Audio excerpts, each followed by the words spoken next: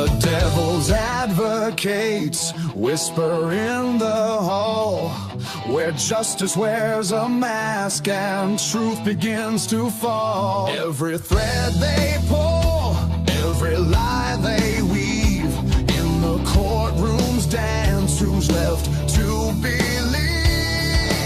Oh, the devil's in the details, hiding in plain sight, innocent until the gavel steals the light. True crime echoes through the hollow night, fighting injustice with no end. The devil's in the details, hiding in plain sight, innocent until the gavel steals the light. True crime echoes through the hollow night, fighting injustice with no end in sight.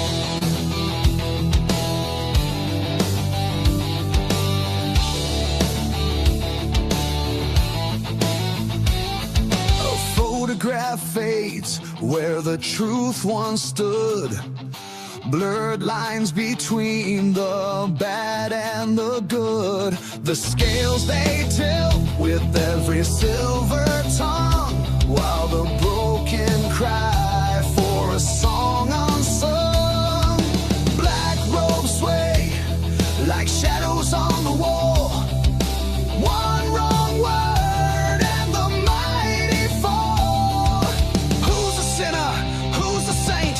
The jury's out, but the verdict's faint. Oh, the devil's in the details, hiding in plain sight, innocent until the gavel steals the light. True crime echoes through the hollow night, fighting injustice with no end. The devil's in the details, hiding in plain sight, innocent until the gavel steals the light. True crime echoes through the hollow night, fighting injustice with no end in sight.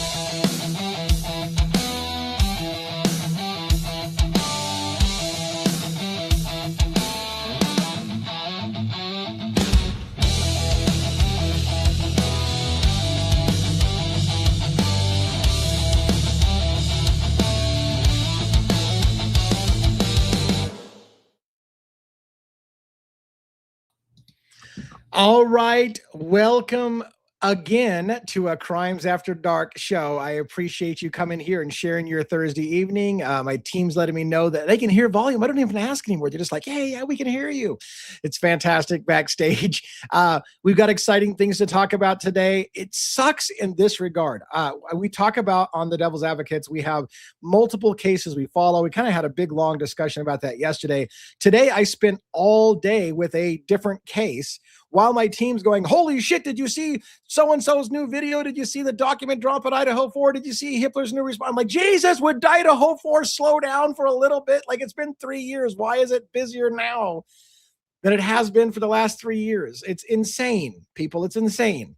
And so, yeah, once again, we are trying to cover other cases. I literally spent a major part of today on another case with stunning stuff that you are not going to want to miss. Let's bring the panel up very quickly. We'll talk about what my day looked like. We'll talk about all the stuff I missed. My panel will fill me in. I'm sure Dago's got news about what's been going on in his side of the world as well. So let's get everybody on panel as quickly as possible. We'll get Dago up first since he's queued up backstage first. How you doing today? You got yourself on mute? Oh, Again, forget about it. You got a tie on and everything. You got the t-shirt tie. What is this? This is. I got dressed up. It was a special occasion here. I'm trying to impress. Hey, forget about it. It's a t-shirt, folks. It's not real. For those of you that can't tell, yeah, just a little comic adding. Or for the guy who wants to look dressed up but doesn't want to dress up.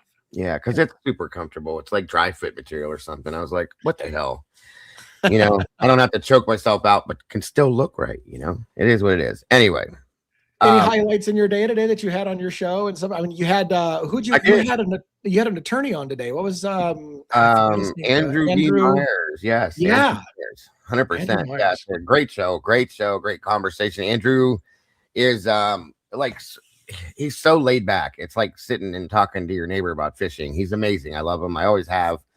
And I really enjoyed the conversation, and he's right in the same lane we all are, about the Idaho 4 situation we talked about, of course, and he just doesn't understand it. He doesn't even have, as an attorney, and he's a civil attorney too, folks.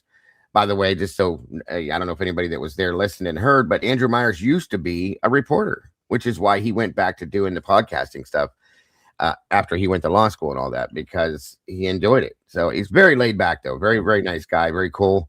And I can't wait to do it again. So yeah, for those of you that didn't catch that, please head on over, if you will, one of these days when you get some time and check that interview out. It was great. So I kind of came in and watched for a little while, and then I left, and I came back and watched a little bit more. So I caught pieces of it, and yeah, I think I heard that moment when we was talking about formerly being in like in journalism size with that and reporting and stuff like that, and how he's been a true crime buff his whole life. It's so cool when people who are professionals are doing content like this and kind of talking about it from non-mainstream media perspective.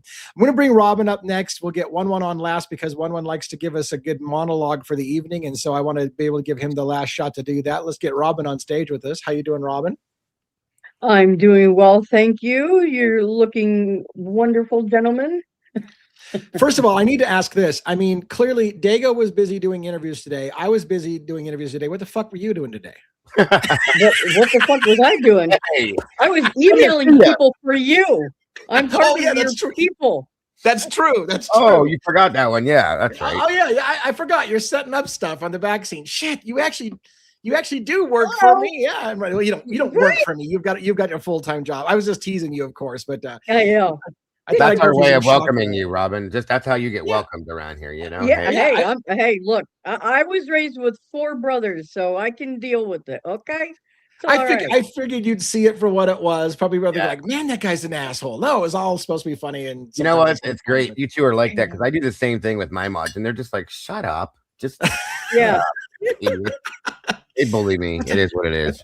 I'm sure one absolutely did nothing today and was completely worthless. We'll bring him up next. Do you have anything special you did that you want to share today, Robin? I mean, things that you can share, because some things you can't share and some things you can share. What do you have to share with us today? Anything special? Well, what do I have to share? Well, I'm missing my your headpiece. Yes. So maybe he'll be along because that'll be the he's getting his own fan base. Maybe he needs a TikTok. There you go. Yeah. Well, I mean, everybody that comes on the show seems to get their own. Oh, look at that. One dropped out and came back in. We got just speaking, by the way, I hope this isn't going to be a spoiler. We didn't talk about this as a group, but on looking ahead a couple nights, on Saturday night, we're going to be missing JJ from State of the Deep. I think we're going to get him tonight. I think he's going to be in a little bit late tonight. If I remember right, he will be here. I think. Pretty sure he's going to be here. Shit, and I'm trying to remember. We have sure if he is or not. We have a very complex schedule, but I do think he told me that he would be out on Saturday. However, we do have a special guest. I think Dago has had her on the show. We're going to have Logan from Bronx Tales come on with us on Saturday night. So we're looking forward to having her. We're excited about that. I've been wanting to talk to her for quite some time. I drop into her show every once in a while to see how she's doing. I'm like, man, she seems to have our kind of vibe. We should be talking to her. So and I'll tell you what, she gave me a rundown of her bio today. Yeah. That woman has such a diverse background. And she's been following true crime since she's like 9 years old. Yeah. Holy crap. I just I heard that in your show, Dago, when she was on with you.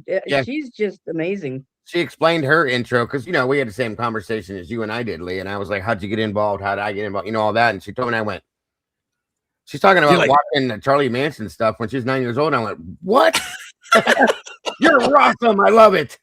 I think Andrew on your show today talked about Charles Manson too. He did. That's where he started at. Yeah. That's super interesting. See, I did catch a little bit of that interview as well.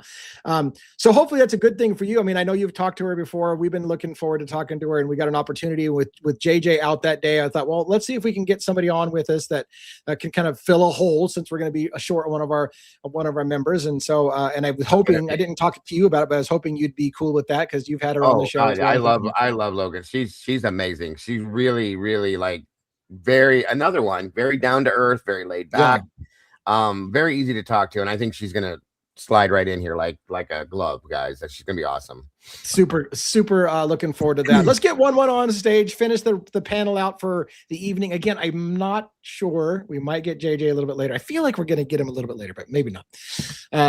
One, what's up in your world? Have you done anything today? Have you gotten off your ass and done anything, or are you the dead link in this show? Look. Well, I'm already dead. I can't. I know. Oh yeah, can't be because dead you're the if I'm already vampire. That's dead. right. He's like all stone silent. He's all stone silent. Awkward. Did you go draw any blood from anybody today, bro? Boy, I had to actually. I spent the last hour mellowing out to Pink Floyd. I had to clear my mind. Okay. I love me some Pink Floyd, man. That'll definitely put you in a mellow mood for sure.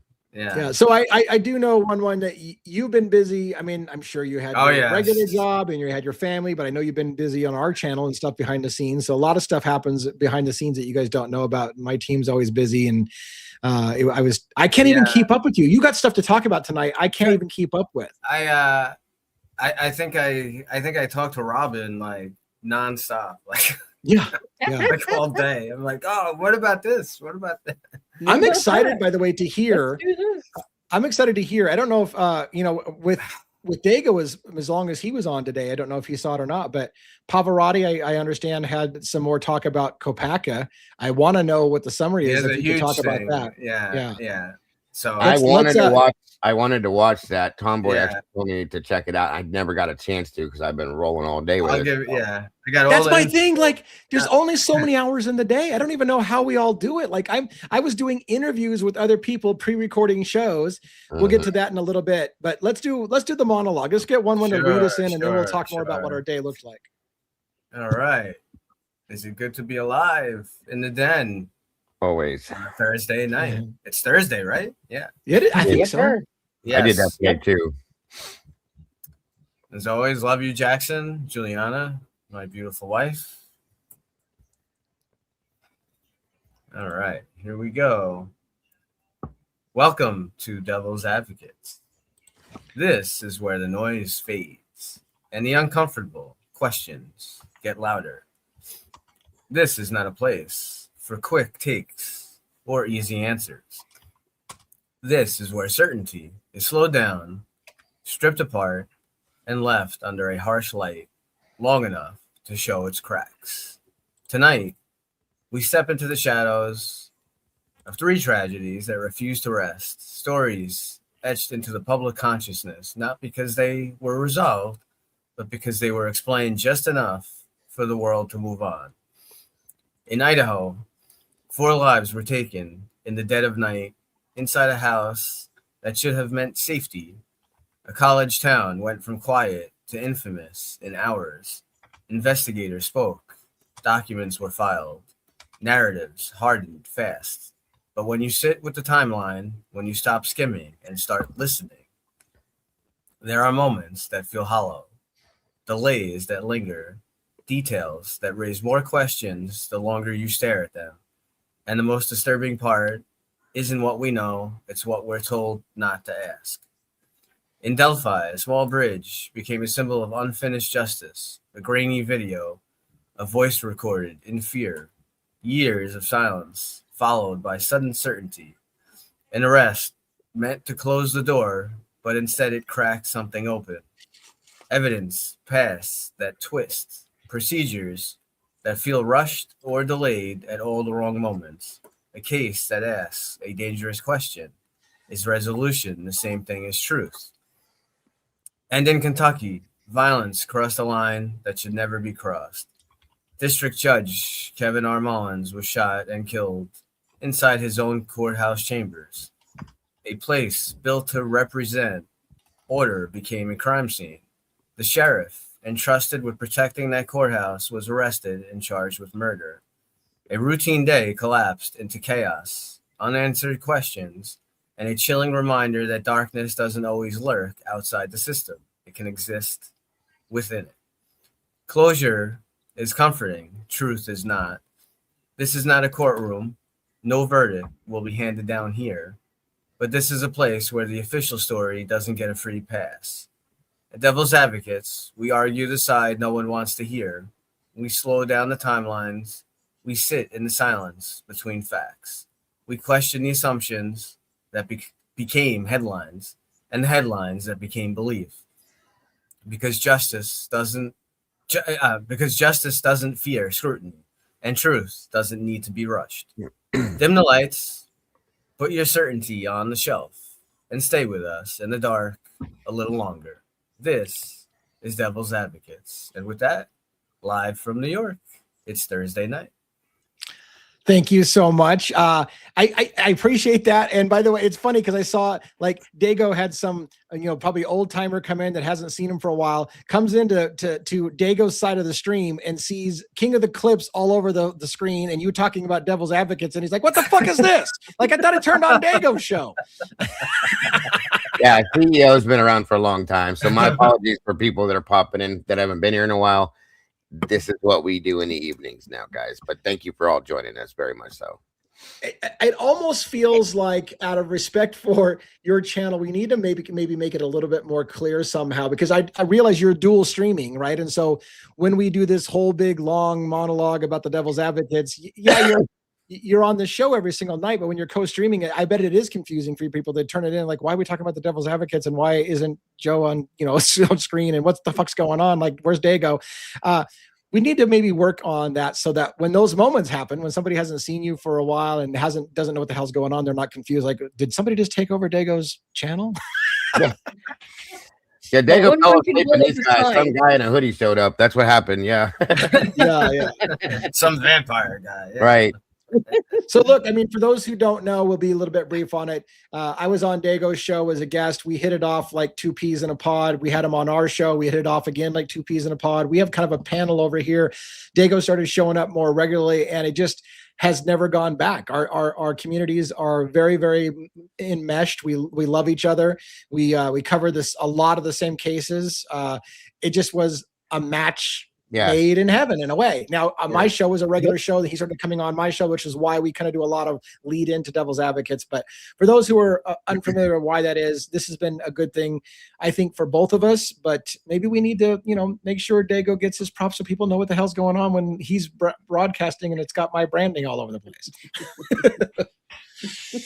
Either way, whatever works for you guys, I'm good with it. So can you... Can you share with us a little bit of, what do you know about the Pavarotti video on Kopaka? Because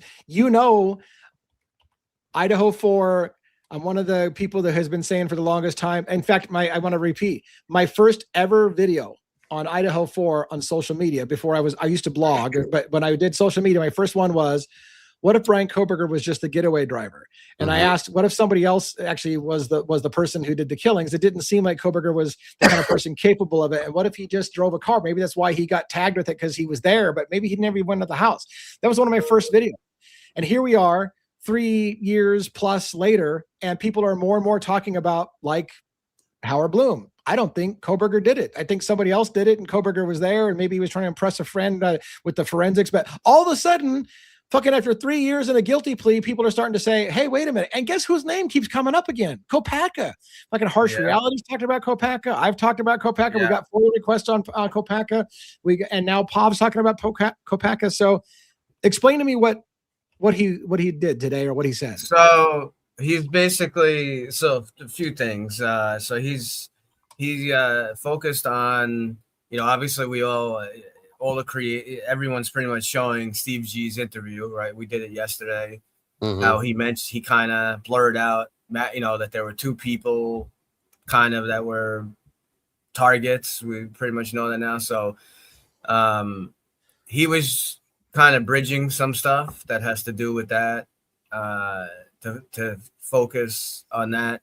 So he doesn't, there's no like definitive 100% like thing that says like, oh, Kopaka is the other suspect, but there's a lot of stuff kind of in documents that you can kind of like imply certain things. So one of the things, I mean, I guess I could add, explain. So let's see. So I could add. Yeah, real quick. Yeah, by the way, I want to recognize Michelle Rose said, I hope this helps with the donation. Absolutely, it helps. Thank you so much. Like, believe me, we're bleeding money. We're spending money on things behind the scenes, and we don't make enough to cover it. So every little bit helps. But yeah, go ahead. Oh, you need to remove that? I need to remove that from stage. What happened? There you go. How's that? Yeah. Okay.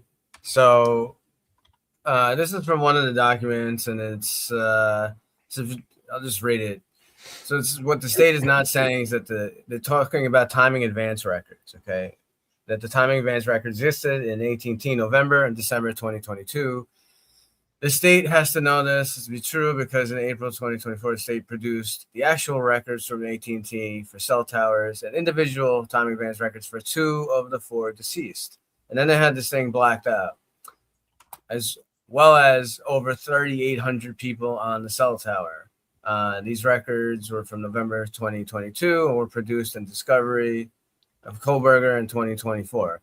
So there's been a lot of stuff saying that they didn't have record. They had it. They had the timing advance record. So basically, I don't know if people understand how timing advance records work and the CSLI, how that works.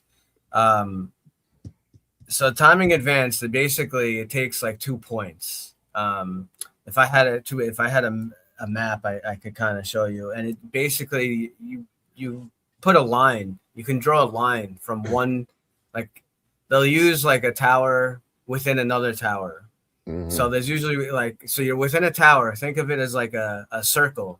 So you're at a certain point, and then your info hits off of that other tower, and between you basically draw a line, and you can kind of narrow it down almost like very, very closely to where someone was, from their location with their phone.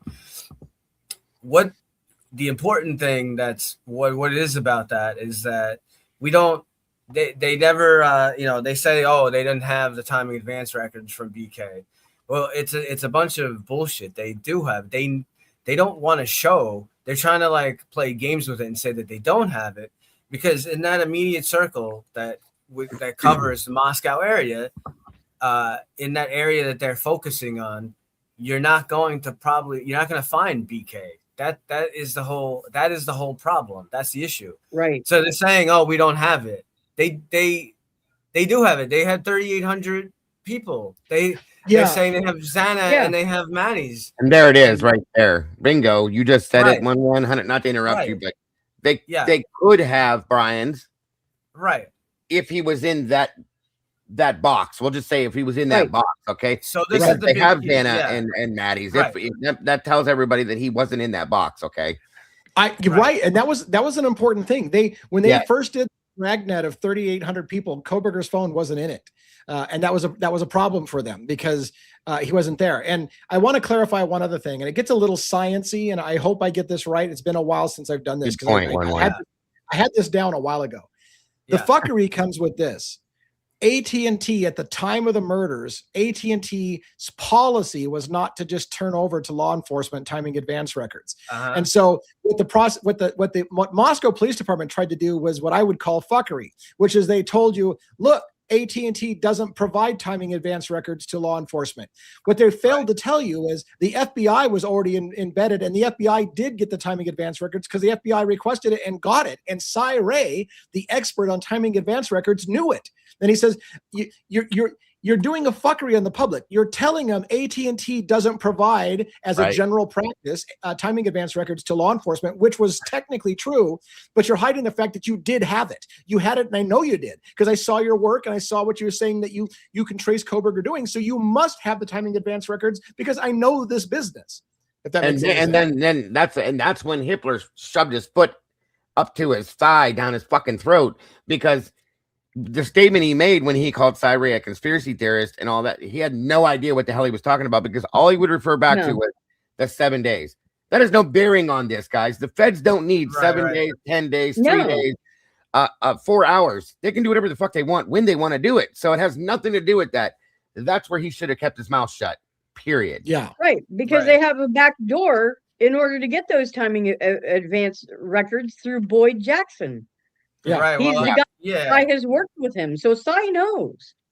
That's just it. I mean, you're right, Robin. Cy knew that they had the timing advance records while trying to. Again, it's trickery. They use things like a car was seen that is consistent with the vehicle that Brian Koberger drives, or pinging off the cell tower that services the house at 1-1. They use trickery to make you imply that Koberger was there at the house when they know damn well he wasn't. But if they word it just cleverly and you catch them, they'll be like, well, I never said he was there. I just said he pinged off the cell tower that services the house up there. I never said he was there. You implied that. Yeah, they knew you were going to imply that. That's why they said it. And Ashley Jennings blatantly lied to the court, folks. Blatantly lied.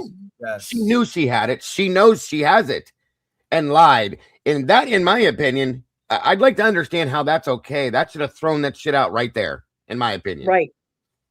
Right. So that, and she lied about how many towers there were in that area. Tried to and if I remember right, 3. And if I remember right, see, here's more of the fuckery. We're gonna get flagged. We're gonna get flagged. I'm telling you that. We're dropping too many F-bombs. Yeah. So I don't know how to get the sheet back up there. I just need to put it in a. Okay. Yeah. So this is the same thing we just looked at, but if you take out the redacted part, it's going to say a person of interest at the beginning of the investigation. And where that becomes to show. So what does that mean? A person of interest? Like who are they talking? Could it be? Are they talking about Jack D? No, this isn't Jack D. I know everyone's he was suspect 1. Yeah, he was listed as suspect 1, but there's another suspect that they're hiding from us. So if I remove this, this was from a tip that came in. So if you want to, I guess I'll read it. While on scene, L arrived and explained the vehicle was nosed and off-road facing the farm field. Also stated a friend came to the spot several days prior. Also used a metal detector to search the area. I thanked L for his assistance and cleared the area after additional visual searches were conducted. In addition to this information, during my initial phone call with L, told me he was painting the apartment of B blank K blank, the previous tenant and person named in tips during the initial investigation. There you go. Again. See, stated that L stated he could see a knife blade in the gutter of the building from the apartment window. I requested WSUPD respond, collect the item, which they later did. The blade is serrated cooking style knife with the handle broken off. The blade portion was about 8 inches long, 2 inches wide, per the WSU officers who collected it. Based off this description and the condition of the knife, I do not believe it matched the wounds found on each other of the victims. However, I will still collect the knife from WSUPD as soon as possible in order to properly analyze the item. So I understand they say that it's not the knife. Okay, so the point isn't about the knife. The point is this saying person named the tips during the initial investigation. That is the and look, part. Are you implying, as I think so, BK here isn't Brian Koberger, it's Brent Kopacka. Yes. Look at the length look at the length of the last name. It looks a lot shorter than Koberger. It looks like it would be a and if it's Kopacka, it is enormous because just to what you said, I'm putting it all together right now. You said, look, they hid the fact that they had timing advance records on 2 of the victims, and they hid from you another suspect. Then you see this report saying there was another suspect of name BK, and I bet you that's not Koberger, that's Kopacka, because I don't think the painted apartment has anything. I think, and if anything, the painted apartment goes along with the whole Brent Kopacka's address being at Pimlico Apartments or being at the coffee apartment when he moved. Right. And because Brian only lived in one place. Right. So that's not the apartment. So holy shit, because now you come Steve Gonzalez. Well, I believe now, based on timing advance records, that somebody else was the target of the house. And I said, that makes no fucking sense. How can you tell by the timing advance records that somebody else was the target of the house? I'll tell you how. This is how. Because again, if all the timing advance records was going to tell you is whether or not Kohberger was heading towards the house or not, it doesn't tell you who the target was. But if the timing advance records they're talking about is Brent Kopacka's timing advance records, that makes a huge difference. Yes, that means Brent Kopacka was on their radar for something else, and they thought it was something else that was going on. Yeah. And oh my God, people. I don't know if people, I know you guys all get it, but like how many people are understanding that it's a big thing. More and more comes out that Brian Kohberger, if he was even there, may have had an accomplice. There's another suspect and they've been hiding this whole time. And somebody other than Kaylee was the target of the house and they've been hiding that the whole time. And it just makes you wonder, like, why are we just now starting to piece this all together? So then we got this. I got this. This is just a little thing showing how they specifically were going after Maddie and Xana. That's huge. The fact that they're going because after I know, Maddie because and I know, Xana is huge. yeah. Well, I know everyone. I know people are like, oh, but Kaylee, I understand. I know that her face was bashed in, and I know some people are still gonna say, oh, but Dylan lured her there and this and that. I get it. I understand that, but from this info that we have and putting this stuff together, and Steve's comments and this stuff, I think Maddie. Yeah, go ahead. Let me give you guys something to think on, okay? And I know a lot of people have looked at Kaylee's situation and said she's got to be a target. She's got to be a target. She's got to be a target. Stop for a minute, folks, and think about something. Kaylee, a lot like Xana, in my opinion, was a fighter. If Kaylee, say for instance, she walked in on Maddie being attacked and tried to defend her and jumped on this person's back or started fighting and defending her, herself and or Maddie, the person committing the crime is going to get angry, for one. Okay. In turn, they're going to get frustrated with the situation and probably flipped out on her because of this. And that's probably why she got much more than what she should have. Okay. Because and I agree with you in a defensive mode, in my opinion. Yeah. Sorry. I got something to jump in on that. Just a real quick statement before Lee says something. What I heard too, what I know just from hearing, obviously I don't know Kaylee. I didn't know her personally, obviously, but just hearing from her friends and the interviews, well, my understanding is that Kaylee was a little bit feisty. Yes. She kind of not saying she was nasty. No, she's a really nice person, but she was a little feisty. So she is someone that wouldn't keep her mouth shut, Right. So, and just from what we know about the Gonsalves, that makes sense. Go ahead, Lee. I'm sorry. A couple things. One, it looks like I want to acknowledge these real quick. You got a new member. I got a new member in the last 10 minutes here, and we didn't acknowledge our new members. So thank you for the new members. I think both of us picked up a new member tonight on the stream, Dago and us over here in the Devil's Advocate. So thank you for our newest members for joining and becoming members of this channel. I think you're going to find the $2.99 on our side, and totally worth it, especially since we've got some great Delphi stuff. Some great Kentucky Letcher County stuff coming up. Holy crap, like the stuff we did today. But let me add this. I agree with your guys' logic. So first of all, more and more the Xana and Maddie is the target thing is making more and more sense. Again, we know now, that they were looking at those two girls' phones, and now another suspect, and that would lead us to another BK that's not Kohberger. Holy shit, all the pieces are starting to come together there for a much different narrative.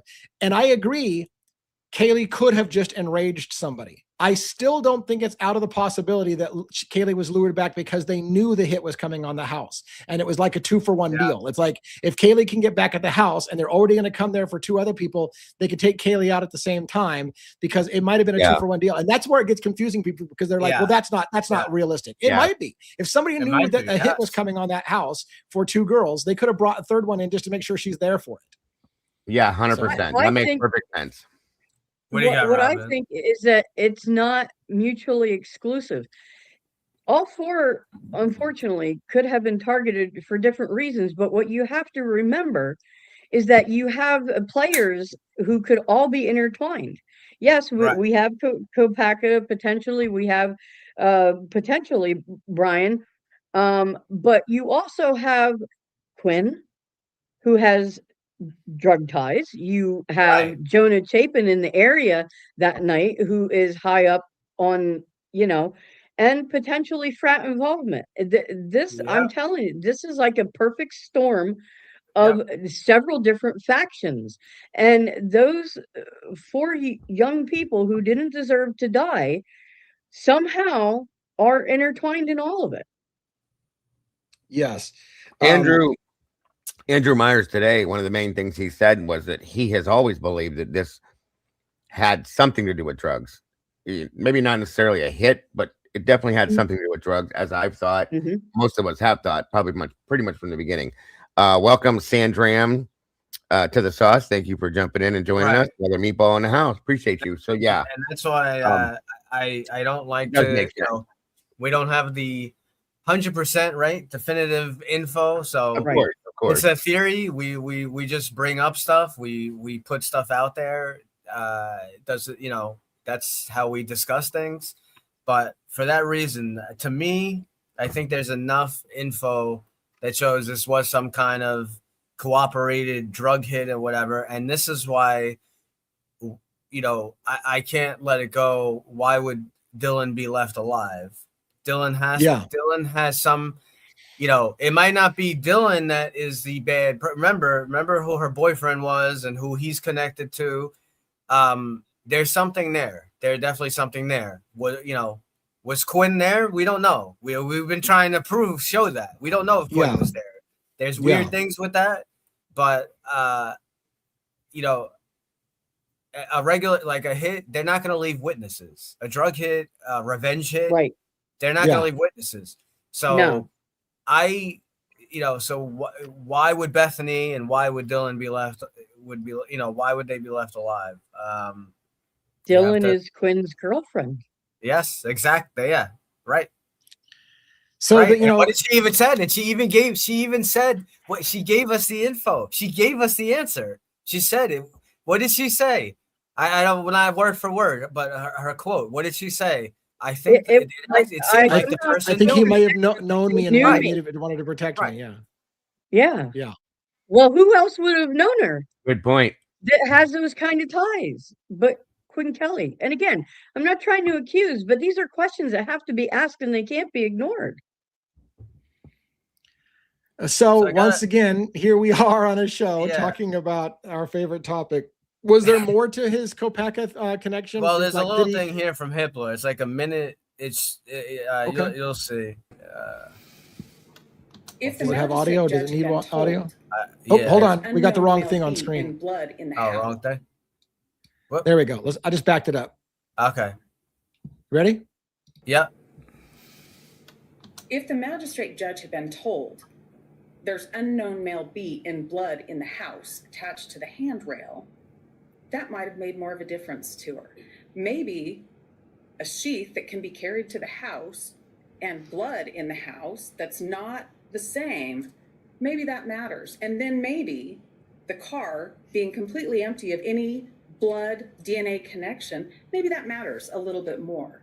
Well, I'm just not sure why it matters for probable cause. I think we're talking over each other, so I'll just go on. Okay. I don't think probable cause is in a vacuum. I think probable cause isn't one thing. I hope it's not one thing.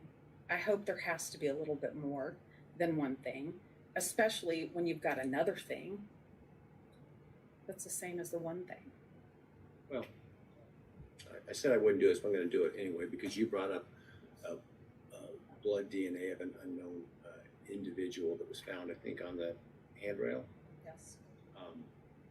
Doesn't that necessarily not exclude Mr. Koberg? What it may do is suggest there might be a potential other person in addition involved.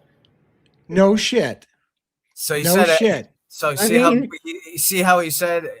You see, I said I wasn't gonna. So Pav made a big deal about, and I think, and he's right. Like he said to who? See, he said to who he wasn't gonna. It's there's so many. There's so many things in that. Hitler's annoyed stance of like, you're boring me. I don't know why it matters if there's blood of somebody else in the scene. At best, that means there was somebody else there too. How the fuck is that a known? Oh, at best, it means somebody else was there. Well, let me see. Your entire case is one guy did it alone. So if somebody else was there, yeah, it's relevant. I don't understand why it's relevant. At best, it says somebody else was there. Yeah, somebody else fucking might have been there. Exactly. That proves right there that he's an idiot. He's an idiot. It's unbelievable. And he's like, well, I don't know whether it matters. And here's the thing. One more thing. We got JJ backstage. So like I said, he didn't show up and he's going to be here a bit late. But I want to add one more thing. I know people don't like me to say this, but that was one of those moments where I told you, like, I feel like, God bless her heart, there's a lot of stuff that Ann Taylor did really good. She really did good. But that was one of those moments. It was not her crowning moment. To do that whole, maybe one thing tells you about another thing, which then tells you about another thing. Like, it's very confusing what the hell your fucking point's trying to make when you just go a thing leads to another thing, leads to another thing. It's like, and you could have said that so much more strong. And the judge was already checked out. Like, I don't know why we're talking about this and I can't follow your one thing leads to another thing. So it was horrible. But yeah, like I said, to have the judge tell you, well, I don't know why it matters if there's blood from somebody else in the scene. At best, that suggests somebody else was there too. Yeah, that's like the whole point, Judge. Like how exactly. That's the whole point. Can I go be a judge? Because I could do a better job. I mean, like, seriously. Wow. All right, let's bring JJ up. State of the Deep. How you doing tonight? What's up, everybody? How Jules down doing? Under, by the way, just as you dropped in, Jules dropped gift memberships. Thanks you very much, Jules. It's amazing having our Australian audience. By the way, I spent all day with an Australian and some ladies from Kentucky. So we'll talk about that in a little bit more as well. Welcome to the show. I'm glad you're coming in. Anything special in your world today? No, just a regular day, running around, rushed home from work. How you doing, DA, Robin, 1-1, and Dago? What's up, Den, Meatballs, and Mods? Good to be here. So we're getting a little closer. We're getting a little closer to the truth or something. I saw Pav's. I started. We're talking about it. Yeah, I heard. We just talked about it. Right. I was listening the whole way. Yeah. I didn't watch the whole thing, so I'm curious to see what he said. But I was laughing to myself, and I was tempted to drop a comment in there and say, I like old Pav, but DA was onto this a while ago, but I was like, let me wait till I have time to listen to it. Yeah. It's stunning to me because, I mean, you can't prove it, but they had a redacted BK whose apartment had just been painted in there. And I swear, you look at it, and to me, if you just look at characters, the number of characters that would fit into the black box redaction, it's more of a Kopacka than a Koberger. The line's too small. Oh, definitely Kopacka, yeah. right. And remember, let's never forget, Judge originally had said, you know, Koberger, like he literally like almost said Kopacka in the courtroom. Yeah. If you want to, Kopacka was on the radar, and if he was on the radar, then when Steve says, well, based on timing advance records of somebody, you know, we think that somebody else is the target, like it means everything all of a sudden. And read it. Yeah, read this, JJ. Just take a look at that. The yellow I don't think they're talking about Brian Koberger there. No, obviously not. Right, because Koberger's apartment wasn't recently painted, and look, it even like I said, it even more supports Kopacka, because Kopacka said he lived at the Pimlico Apartments, but now all of a sudden he's down at the Coffee House Apartments where he gets shot and killed, and his roommate said, "I've only known him for a couple of months," which may mean that the apartment had just been recently painted because people just recently moved. Like the whole thing would start to make sense. BK is Brent Kopacka there. It's huge. Fucking good for Pav. Good for Pav. Well, you know, it's funny, you know, I've talked about this numerous times. If we get on to the Kopacka thing, I mean, there would be a lot of reason, as I've said all along, for that to be covered up. And I still believe that Payne was pushed into the fold because of Kopacka. I really do. Yeah, and I think when I suspect Howard Bloom, I honestly suspect Howard Bloom and his little, well, now looking at the crime scene photos, I don't think one person did that alone, and I think it's possible a friend. He basically said, I think it's possible a friend of Kohberger's did it, and that Kohberger was just trying to impress his friend. He may as well just said, hey, I think Devil's Advocates might be onto something with Kopacka and Kohberger being friends from Pennsylvania. you might as well just said that. Anyways, it's nuts.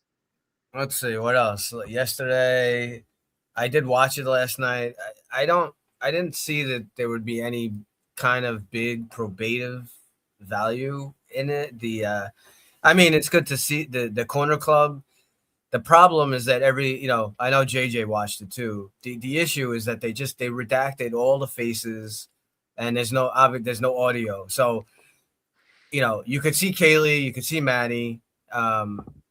I do know we are able to pinpoint, I guess, from some clothes that people were wearing. I think at one point in that 1 hour video, you do see Jack Showalter is in the bottom right corner, and he's pretty much like talking and laughing and whatever with Kaylee and Maddie. So that whole, again, another douchebag fuckery that they put out in the beginning, same kind of shit that they said, like BK cleaning his car and throwing garbage out. What did they say? They said, "Oh, Jack Showalter. Oh, he was like following them and stalking them." Well, how is he like stalking them if he's talking and laughing? He's hanging out with them in the Corner Club. So, by the way, I want to know. You mentioned when you were watching the Corner Club videos that one of the things you mentioned was Kaylee was on her phone all night long. Oh, and, yes. And I thought to myself, yes. Did they during this investigation look at who Kaylee was talking to all night long on text? Was she texting with people all night long? Did any text messages ever get into discovery other than the window of the killing? Did they talk about what happened the night before? Who was texting who all night that night? Because you need to go back in time to see what was going on in their phones that night. Right. Go ahead, Dago. Me and my mom sat before I came in here tonight. We sat in Discord, and we were going through the Corner Club, both the Corner Club, the newer videos, okay? And SRB was watching, like we had people watching specific people through the whole video, like keeping your eyes on that one person, right? Right. There are some points where Kaylee is standing by the bar on her phone texting, and she stops and turns, and she looks back with this weird look on her face. She does it a few times. Yeah. We know where Jack Decor was. He was in the other corner. We know where Adam was, so on and so forth, and a bunch of other people. The point is was there somebody in that bar that was texting her? Because based on her looks and her reactions, it almost looks as if there was. That was saying, hey, I'm watching you, or I'm here, or I know where you are, or something like this, because the turn that she makes when she looks at her phone is almost like, what the hell, and she's looking around doing this, doing that. I'm like, I want to make a point. I want to make a quick point about the phone too. We've said it, but I can't like double down on it or triple down on it more. You watch the Corner Club video and I know in today's age, I know all the kids and people in college, I know people can't live without their phones, but you watch that video. Okay, they're there, they're laughing, they're whatever, drinking, having a good time. Kaylee's on her phone non-stop. The whole time. Non-stop. What happens at whatever I don't know, what is it, 254 or 256, whatever that specific time is. What happens? Maddie's phone and Kaylee's phone both go completely dark at the same time. That's it. They're gone. So to me, whatever happened with this, I don't know if stuff happened at 1:00 or something else happened with Ethan and Xana or whatever else. But whatever happened with Kaylee and Maddie, to me, started at that time at 2:54. And in my opinion, and I don't know how they did it or if they did it, but in my opinion,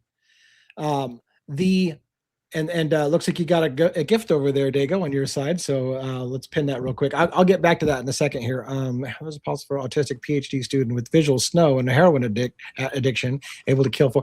Well, first of all, I don't think, by the way, I don't think Kohberger still had a heroin addiction. That's from when he was a teenager, which was a long time ago. And he cleaned up and he went to the gym. He lost a bunch of weight. So the narrative that keeps getting told that he was an addict, I don't believe he was a PhD student that was still addicted to drugs and heroin. Like, no, but he was autistic and he had dyspraxia. Yes. So there's another disability there too. But thank you. Two-thirds of that was great. Like, not sure, and that's just my. I just meant the. Thank you so much for that. Straight from the horse's mouth. So let me talk about the phone thing. This is because they sold the narrative that it was just a random. Koberger was out on a drive, didn't even have a plan on who he was going to do. He just decided to kill somebody that night, and we don't know how he picked the house. Because that was the narrative, that's how they get away with what the girls were doing on their phones prior to this is irrelevant. Because it was just a random act of violence at 4 a.m, pretty much at 4 a.m. So therefore, it doesn't matter. We don't need to look into who the girls were texting, because it wasn't a targeted hit. It wasn't something that was going on. It wasn't spillover from anything else. So therefore, they can give you, because we know it was just a random act of violence, it doesn't matter what the girls were texting all night long. And we all are like, bullshit. First of all, it wasn't a random act of violence, in my opinion. There was a target. It's too personal. There was a target, and everything is about what was going on that night at the corner club. I've said that a million times. What was going on at the corner club has everything to do with this case. What those girls were texting in the hours before. Everything is relevant to what happened. But they're trying to convince America it has no relevancy because it was just a random act of violence that just happened. Well, it's just as much as what Steve says when people challenged him and asked him about the whole Maddie, what did you say to Adam conversation? Oh, it was just probably girl talk. It was nothing important. And are you fucking kidding me? Yeah. That statement alone within itself is probably the basis of the entire case, in my opinion. Okay. I don't know for sure, but it very well could be. I'm just saying.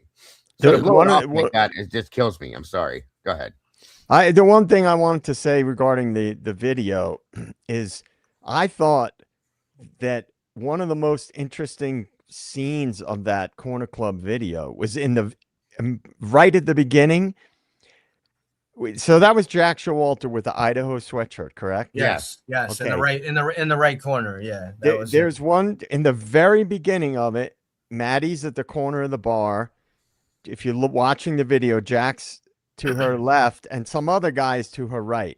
She leans over and it looks like she kisses Jack Showalter. If you watch that. Yeah, I saw. I didn't know if it was a kiss or if he was whispering in his ear, but I saw that too, Joe. Yeah, she turned. So then he turns and walks away, and the guy on the other side that's standing on the right kind of storms, at least how I interpreted the body language. Obviously, the face is redacted, but he kind of looked like he was pissed off, and he kind of the way he walked away, if you watch the body language, he looked like he was pissed off. And of course, to myself, I'm thinking, okay, and maybe she kissed him on the cheek. It didn't look like that to me. It looked like she pecked him on the lips, which is like, okay, that's interesting. And there the other was guy a rumor, like Joe, to go with that. It's interesting you said that, but there was a rumor, and I don't know that this is true. That's why I'm calling it a rumor, that Jake Schreiger had asked Jack Showalter to keep an eye on Maddie.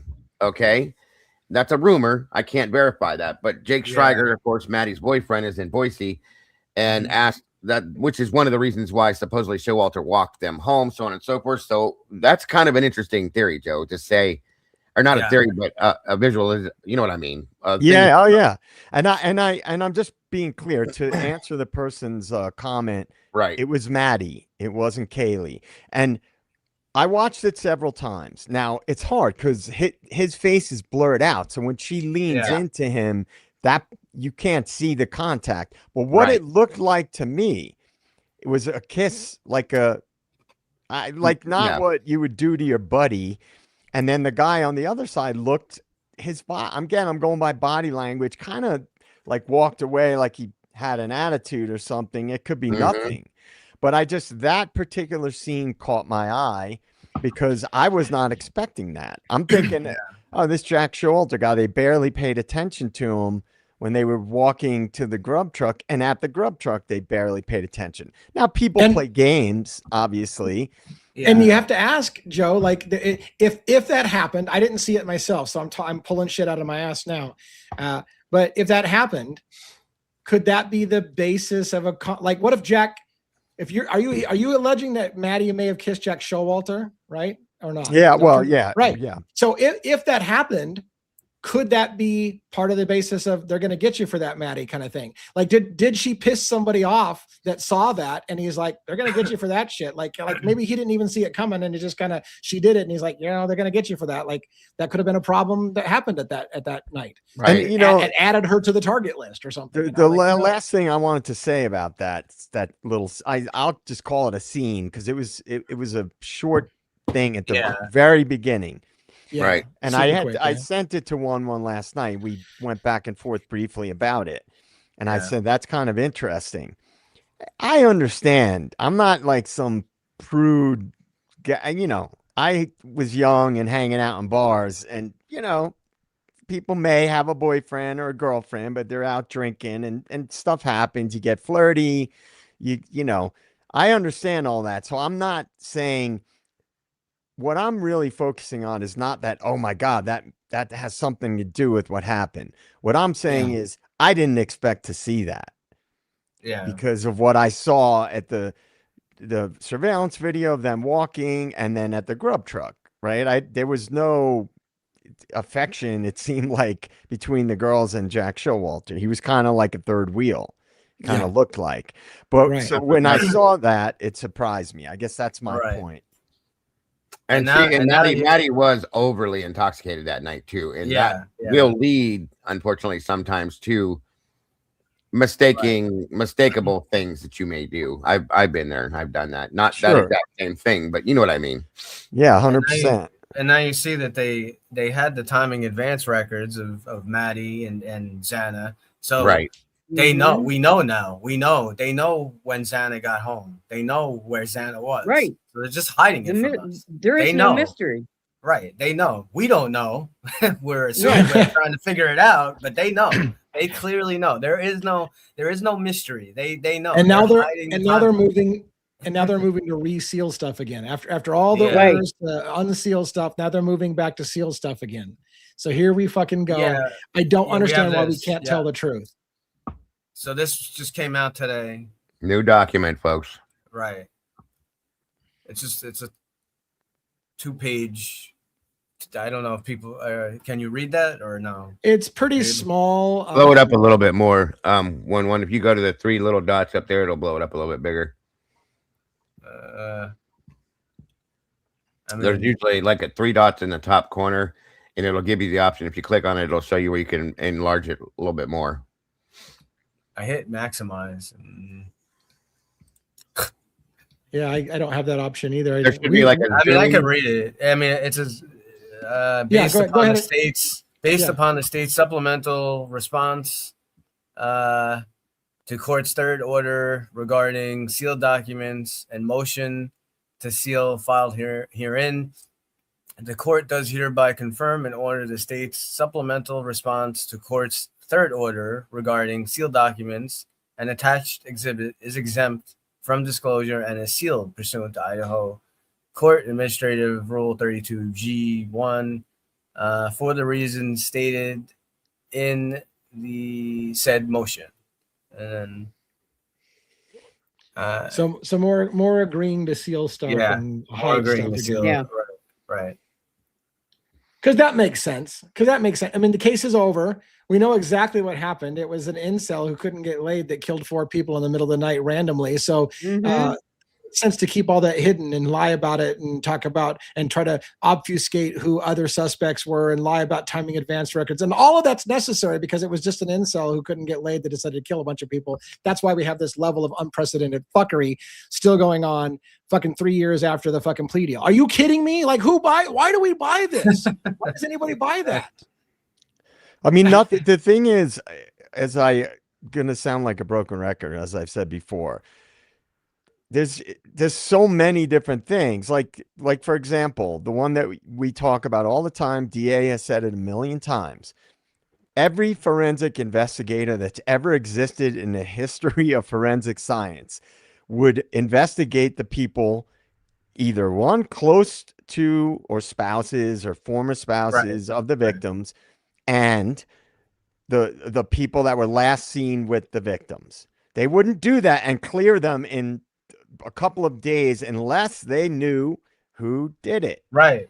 And this also, just to jump in quick, JJ, what goes along with that too, if you think about it, I mean, I'm sure that they have the info. I'm sure like they know that Ethan got into an argument or whatever, something with Loach and all these other people.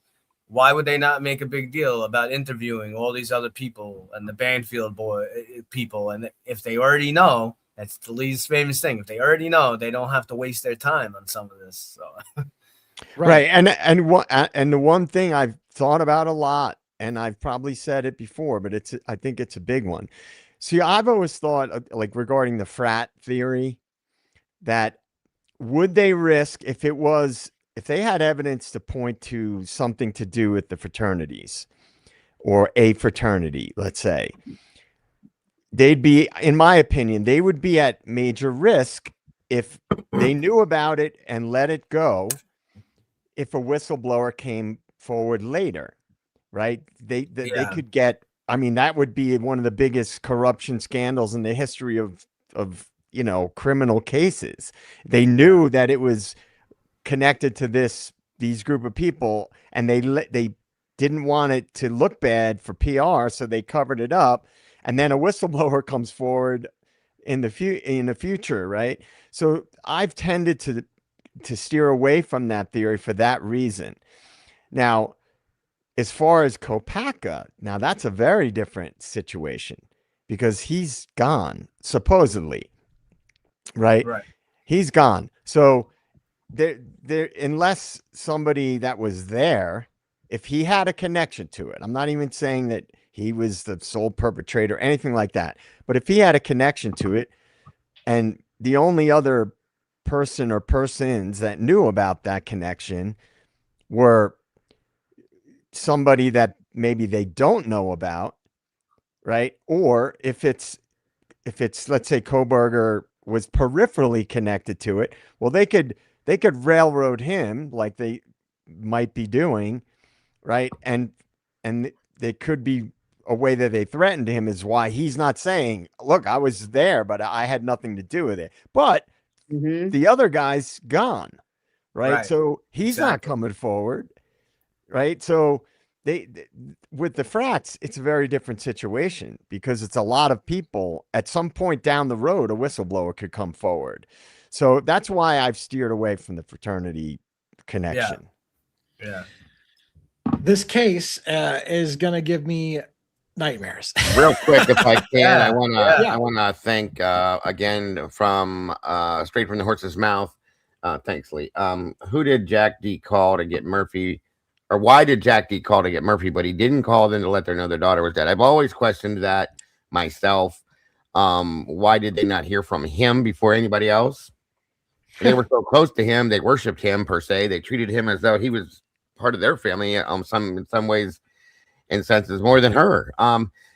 Great question, and thank you for the super chat. Very much appreciated. Very generous and very gracious of you. But yeah, that's a great question. Yeah, because they knew early on, right? We pretty much. He was put in the back of a police car, and according to them, they had no idea till around 1 o'clock their time. And I said, well, Jack knew pretty early on. They knew like I think like between 9 a.m. and 9:30. He avoided them for quite a while. If I remember right, he avoided them for quite a while. Yeah, which is an oddity for the whole thing. Very much things that make you go, oh, there's the cat. The cat's back. There he is. Yeah, fantastic. Oh, what do you think, DA? What do you think about that relating to the frats? Because I don't rule out anything, and I thought those people running in the background could have been connected to the frats. But what do you think about that? That they wouldn't try to cover that up because of a potential whistleblower. Well, I mean, it's hard to link in the frats thing. I think you can't ignore the frats. I think frat members may have been involved. I talk about the hooping and hollering that you hear, that it sounds like they're trying to obfuscate what's going on in the background. That may have been frat people. As an aside, speaking of the frats, when I went to Moscow last time I went there, and some car came rolling in on me and giving me a hard thing and trying to spook me out and telling me to get the fuck out of the neighborhood, I swear that came from the frats. Like it was like Sigma Chi has got eyes on the neighborhood at all times. And when anybody drives into the neighborhood, off they fucking fly and send their enforcer over to go, get the fuck out of here. You don't belong here. Like, are the frats literally watching that neighborhood for people who don't belong there to come scare them off with their tough guys? Like, it makes you wonder what they know. And yeah, I think, and if they are, why are they doing that? Right. I have Robert, 3 what do you got? words. Yeah. Skull and bones. Yeah, I mean, there's a 3 lot words. of societies. You think frats can't keep secrets? Sororities Absolutely. can't keep secrets for years upon years? Sure, they can. And Right. they know how to do it so that people will keep their mouths shut. Right. And so to further this thread that we're going down, you know, if the document that we know is true and factual, if the document is Idaho is embedding Moscow Police Department into the Greek life and getting cops in there, right? And if they had discovered drugs running through the frats and the sororities, then the whole frat system's getting ready to get shut down. The college is getting ready to get shut down. And sure, why wouldn't they stick enforcers shutting this down? They might even cops might even encourage, hey, frat guys, why don't you fucking anybody that comes around here sniff around, get them the fuck out of here. Let us know immediately when they show up, because we got to shut this shit down right now. It's going to destroy the whole fucking school. So I got something else I'm gonna throw at you guys tonight. Yeah. I've been sitting on this for about a week, maybe 2, but I've been seeing more and more things that are leading me to start to think this, and it's based on something we've all watched together, a body cam video we saw. Again, I was rewatching some other, like, we sat in Discord tonight and watched a bunch of different stuff. So I was rewatching some of the knock and talks with MPD and stuff like that, so on and so forth, and then reading some reports from other interviews and stuff. And at this point, I'm starting to believe that there was a party there that night, Saturday night. Okay. Mm-hmm. Many people, including when we heard the comment about one of the victims was a CI thing. They say it in that same exact sentence, that there was a party there that night. They believe. Okay. Yeah. They're talking to neighbors that live in the Queen Apartments. One on the right corner that's right above the 1122 house and on down. And multiple people are saying they were having a party there that night. People are saying they walked past the house. They were having a party there that night. Going into 3-4 o'clock in the morning. Okay. Yeah, they're hearing music playing. They're hearing this doing. They're hearing that going. Well, you're not going to be listening to music for one. Somebody made a great point with this.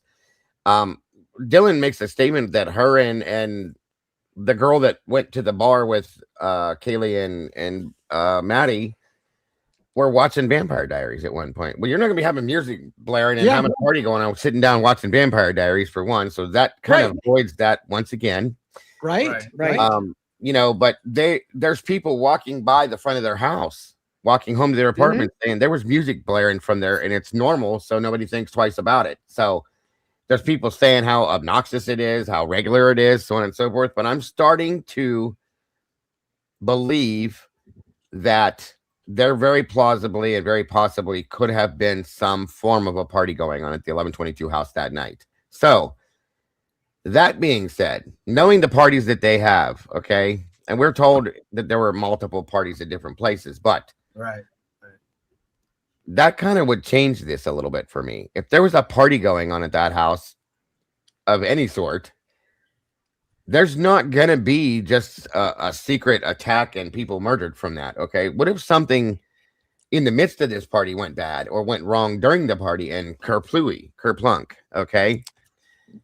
I mean, you're right about several things. It's, you know, it can't both be an intimate little gathering sitting on the couch watching Vampire Diaries and there's a full raging party with music going on. Right. I will say this. I feel like on the audio, it's been a long time since I broke it down, but on the audio that Jules covered, it sounds like music gets turned on at the house after a bunch of screaming. And I theorized, did somebody turn on music during the cleanup? Like it was all over and they turned on some music and like, oh, let's get to work. Let's clean this thing up. And they put some music on and they jammed out the crime scene for hours. And that could have been the basis of the, hey, there's music. The other part. Music while cleaning up. There were some other people, right, that did interviews that said they left. I know that there was I forget which guy it was. Someone said they left their phones at 11:22. Hunter did make that statement at one point. Like, like, what is that about? Well, that's a good point, 1-1. But here's one more thing to Lee to add to what I was going to say. Finish what I was going to say. But now that you said what you said, to add to that too, because people know that house. People that go to that house know that house. So what you just said would make a ton of sense. Let's blast the music. Nobody's going to think twice of this. Right. And people are not going to hear screaming or cleaning or this or that and so on and so forth. Nobody's going to think twice about it. Yeah. Right. It's a normal night at the 1122 house. So again, just lots saying. Of possibilities. And 1-1. Yep. That is odd because nobody ever goes anywhere without their phones. I'm just saying. Yeah, why would you leave your phone there? Right. Yeah. Other than being intoxicated to the point where you don't even know who you are. Maybe, but I highly doubt that. Yeah. Well, it's just somebody else. Yeah, go ahead. Yeah. Well, I was going to say just regarding the DNA and blood testing, it's the things that are major, like not there was more blood. There was blood splatter everywhere. There was on the railing, there was blood. There was a lot of things that just got kind of kicked to the side and explained away or not explained. Honestly, like, why wouldn't you test these things? Which will always, to me, scream cover up. So the things that I am very confident on, or the cover up is one that I'm 100% confident about. That's not a big stretch. I know that, but like, who was one of the surviving roommates connected to? Right. That was completely glossed over. And do we know, or does anybody specifically know? Because I can't recall. Were there any interviews released with Dylan's boyfriend? With Quinn? No. Yeah. No. Not a one. So not a why? one. Nope. Why? Right. I'll tell you why. I'll tell you why, and I'll tell you the counter to the why. Why? Because he had an alibi. His alibi was he was in Boise and a phone call got placed from his phone in Boise that would make it impossible for him to have been there during the murders. The problem with that whole possibility is that it was a girl, supposedly, that talked to Dylan on the phone, and people said they saw Quinn's truck in town that night. So how hard would it have been for him to say, hey, babe, call this phone number at such and such a time to establish his alibi that he's in Boise when he's actually in Moscow, Idaho? So that the whole thing ruled him out because, he's got an alibi. He made a phone call to Dylan. We know he was in Boise. His phone's in Boise. That's good enough. He was in Boise. But it would have been super easy to have established that alibi, in my opinion. But right. And then you saw the big black truck. Is that kind of the truck that he had supposedly? Yeah, I think so. Yeah. I mean, it's in the backfield footage. The big. My understanding is that he did have one, but I know for an absolute fact that her father had that same truck too. So yeah, I knew that. I saw some pictures about that, about the truck in his driveway and stuff like that. Why wasn't that truck ever brought up in the investigation? It makes no fucking sense. No, and the weird thing too with that is whether it's his truck or she was just trying to say something, is we found out later on, right, from a further interview with Dylan. Dylan says that she looked at the window and she saw a black truck, and it was like the first that we ever even heard. The black truck comes up a lot of different places. Yeah, right. Like that. Like, to me, Dylan is their key witness, right? She saw Brian Kohlberger in the black. She saw she saw the perpetrator. Within 30 seconds of the perpetrator leaving, she claims she looks out at the window and sees a black truck. To me, I would think that the black truck would be more important than a white Elantra. You know what? I feel like we need to start referring to the black truck as suspect vehicle 2. Yeah. Because it's seen around the neighborhood about as much as the suspect vehicle one. But the thing is, why would the feds not like? I'm saying this like almost like I'm pretending to be naive. I know why, in my opinion, but if we're looking at it from the nuts and bolts perspective, yes, I could see if there's some shady shit going on locally. But why would the feds? Because the feds would know that someone could not have their phone with them and somebody else could answer their phone, and their alibi doesn't mean shit. Like, you know, if the fact that that truck wasn't even brought up in any statements, nothing, right? I never heard them say like, you know, we investigated these different vehicles in the area around that time. So that would mean the feds would know, they'd have all this information, and people that are equipped to do real investigations, why wouldn't they address the truck that was leaving the area during the Banfield stop? Right. So that's one of the things that just blows my mind. And I've had so many different theories, and I've probably only mentioned like 4 of them ever on this show. I've had many others, and a few connected to that black truck, but I don't want to say what one of them is, because it's a little bit out there. But I just don't understand how such significant pieces of evidence can be brushed under the rug so quickly. Like, well, you know, Dago's got his tinfoil hat on. He was ready for your theory. Go for it, Joe. I got the hat on. Let's hear it. It is what it is. All right, I'm not going to say any names. I'll just real quick before I'm talking about. Real quick, Ange K, I just want to acknowledge that. Thank you so much. This group is awesome. This group is very awesome, and thank you so much for supporting the show. I appreciate that so much. All right, go ahead, rock on. All right, so we know people who had trucks, right? And we know what we just talked about, who had a truck, and we saw pictures of it in their driveway. Right. Who was a big dude. Like big dude. Okay, you know who I'm talking about, right? Yeah, I think so. Like related. Somebody's dad. Yeah.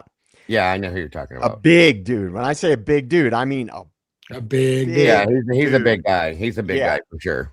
And who, you know, we know of alleged exchanges between them where it's like, if anybody's giving you a hard time, you let me know. Right? Yeah, and there were also things that needed to be extracted that were deleted between these two at some point. They had to bring an expert in to do that with. So yes. Right.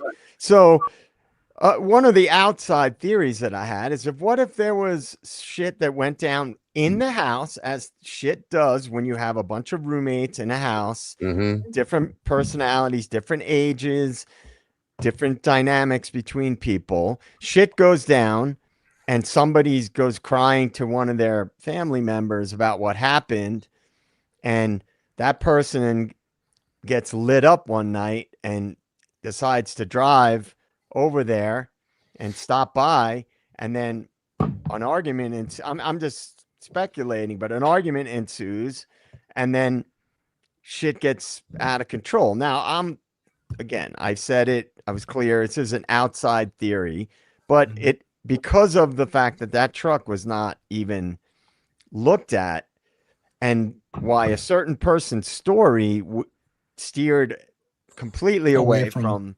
anything that would connect to that narrative, is why I think about. I've actually had that same theory and thought, probably 2-3 years ago, I thought about that, and it makes some real sense to me. It truly does, honestly, because something can start at one level and escalate to a way different level very quickly based on tempers and emotions. You know what I mean? Yeah, and then people will protect a boyfriend, a family member, right? That's just reality. That's the way the world works. Right. And so I'm just throwing that out there in relation to the truck. Just to reiterate something, you guys, I had to laugh. Eric Gower is definitely not a big dude at all. I think my arm and him are about the same. So I'm just gonna give you that up, just so you know he's not a big guy, but the person JJ's talking about is huge. He's He's a big guy. guys. He's very big. And he's mean looking. I'm not gonna lie. Yeah. If you think Steve Gonzalez is a pretty bad looking dude, because he looks pretty tough. Yeah, this guy looks scary. When I saw this guy, I expected to hear "get to the chopper now" come out of his mouth. You know what I mean? So yeah, 100% big guy. And again, I repeat the old adage: you don't ask questions you already know the answers to. So that's why they don't ask those questions, and they didn't follow up on certain things because they already knew what they needed to know, and that's why I think they didn't do those things. There's also talk, JJ, going with that. Sorry, Lee, I didn't mean if I interrupt you. No, go ahead. That same person has very close connections to some other people that could be very dangerous as well. Yes. Okay. Yes. Yeah, I saw that. Yeah. Yep. I saw that. That's one more little tidbit to just weave into this thread of this amazingly huge sweater that we've been weaving. God. Yeah. All right, look, can we spend a little bit of time tonight talking about something a little different than fucking 37 I got a new recipe for you. Yeah. Yeah, what's the recipe? I have no idea. I just said that. Oh, you just wanted to, yeah. Well, I wanted to give a moment. Hopefully we don't lose everybody. I wanted to give a moment to tell you how critically important the interviews that we've done recently in Kentucky on the Mickey Stein's case, Ben Fields case.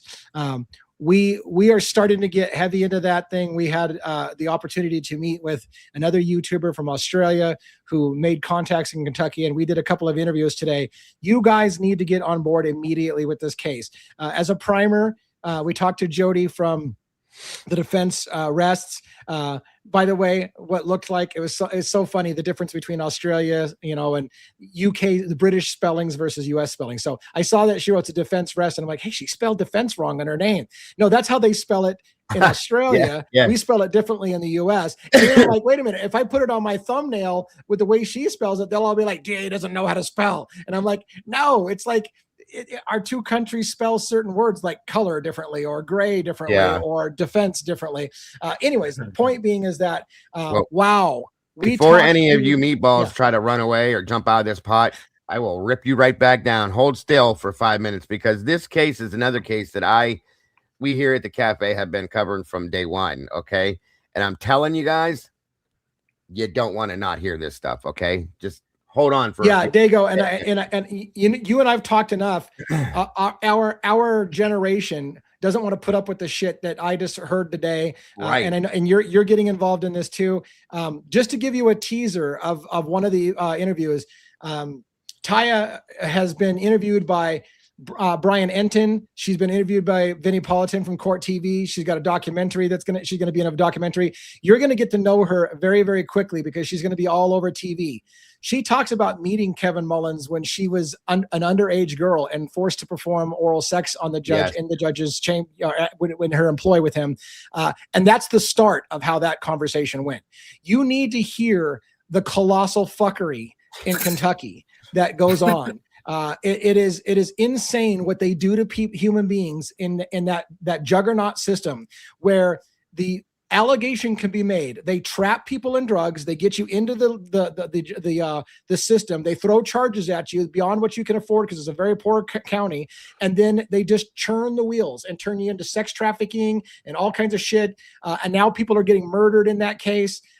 If you thought that was a simple matter of the judge being shot in the judge's chambers, you are fucking missing a landmine. And I tell you, it's going to pop off. Wait till you hear some of the theories on why they think, if you watched the video, remember that video we all talked about Mickey Stein's on the phone and who did he call? And then he asked for the judge's phone.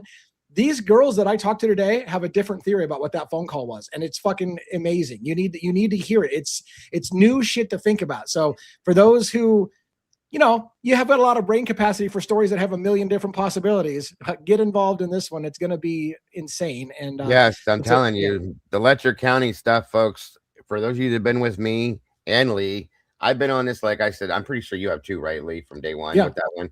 Yeah, I have too, guys. And there hasn't been a lot for us to show you guys, unfortunately, with this. Okay. It's slowly rolling out. But what Lee is talking about, oh my God, I'm telling you, it made me hold my breath. I'll put it that way. And I don't even know all of it yet. That's the thing. So yeah, and like somebody said, the jail was like a brothel. Like they were literally checking women out from the prison system, taking like library books. Yeah, taking them home. Hey, I want to have this chick for the night. You know, like they checked them out like library books in this system. It's elaborate, it's insane, and it's just the tip of the iceberg. I even had a video. I think the first video I did with Jody was called "Tip of the Iceberg," and then we did a follow-on video with Taya and Brandy, a couple of locals who are frankly putting their lives at risk to talk about their story to everybody that they can. The more people that get eyes on it, the more their lives are maybe safe, because people are going to want to shut them up. And so Taya, I even said, you guys, Lee's right with that one. When I remember when Taya came out and I showed the interview with her and Brian Enton, and I said, I can't believe she's doing this. I can't, like, you got to have some like brass cojones and some serious like gumption, or you really want to get the truth out there to go through and do something like that, because that's some scary shit. So yes. Yeah. And by the way, as an aside, we talked about uncomfortable. We talked about, because we ended up talking about sex trafficking. We ended up talking about underage exploitation, grooming. We talked about drugs and drug addiction. We talked about like all the forbidden things you're not supposed to talk about. But it's funny because one of the things that Taya said was, essentially when she was meeting with people of like for other news agencies, all they wanted to talk about was the sexual scandal. They want to talk about the sex scandal, right? The sex parties that were going on, the trading the girls. That's what's got their attention, right? Super headliney. It's the sex scandals. But like they said, there's murders going on. And as I said, the two can't be separated. It's because of the sex scandal that people are getting killed in that case. And so the two are inexorably linked.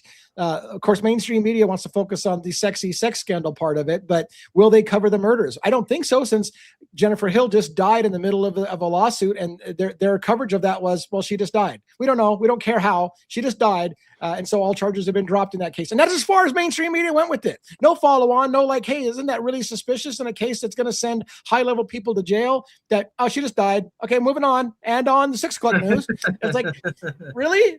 And to answer your question in chat, you guys, why Enton? I think Taya had no idea where to go at first. Okay. And I think somebody probably said, hey, go check this out. This guy seems to cover this and that, because now she's definitely like broadening her horizons and going in better directions. She really does want the world to know this, guys, in a bad way. So. Right. And that's where we're at right now. It's like, again, she wasn't picking, I think, these places. They came to her and she's trying to tell her story to whoever will listen, because it's a bit of protection for her, right? Again, the more people that know what's happening, the less likely they can just shut people up because everyone knows about it. So it's kind of that catch-22 area. You don't want to be the person who's got, well, I'll tell you this. There's rumors that somebody had video footage. Jennifer, who died. Okay. So who died? They won't tell us how she died. Our best guess is she overdosed. Some believe that's their answer to everything. Yes. A forced overdose, right? Oh yeah, she's a drug addict, so of course she's going to overdose. That's the way it just happens. When you're a junkie, you overdose, especially if you've got video footage of the judge in bed with, and you'll just have to watch the video to find out who you heard he was in bed with. There's video footage supposedly Jennifer had of the judge in bed with certain people that make every fucking bit of difference on who he was in bed with. Very important people. Yeah. And she just died. And the footage is now gone. Actually, I've been told it's not gone, but it's suddenly out of everybody's eye, and they're not going to talk about it. So probably because it'll get people killed. So, anyways, that case is nuts. And every death, like he was saying, that I've looked into when I started looking into this, it's either a drug overdose or a suicide. Every damn one of them.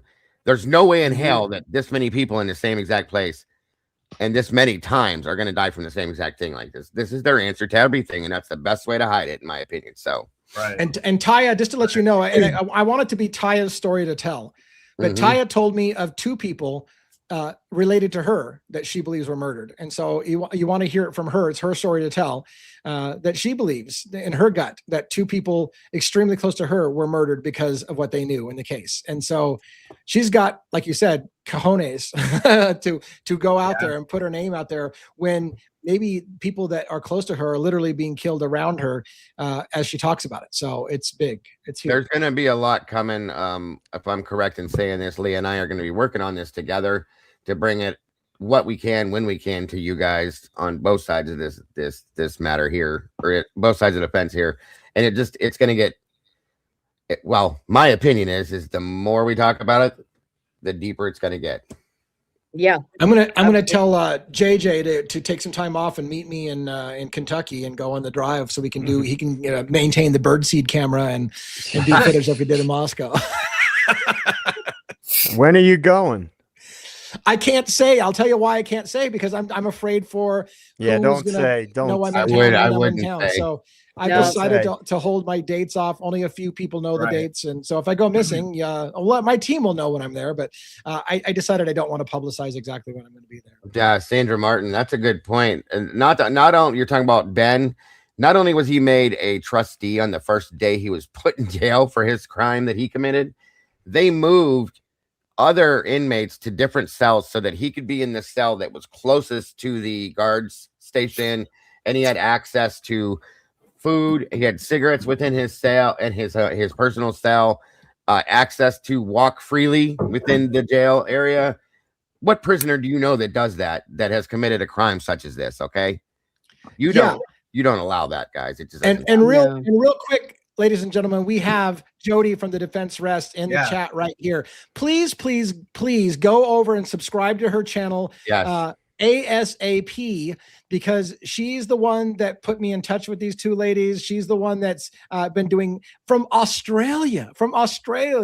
She's a pit bull, and she started to get people to talk to her, and it's been great. And so I'm working with her, and we're all going to be working with her, and we're going to try to give these girls a voice and hope to protect them by exposure, right? By making sure that everybody knows what's going on. So if there's more mysterious fuckery, we're going to call that shit. And hopefully we don't have to do that, because it doesn't do them any good if they're expired. No. But we want to make sure that doesn't happen by shedding a lot of things. So thank you, Jody, so much. I hope that people will subscribe to your channel immediately. Check out what you're doing. Watch the video interview that you and I did this morning. And then we did a follow-on with the girls, which will air for the public probably a week from now, but it's available to members only tonight. I'm going to have that up tonight, the interview that we did with the girls.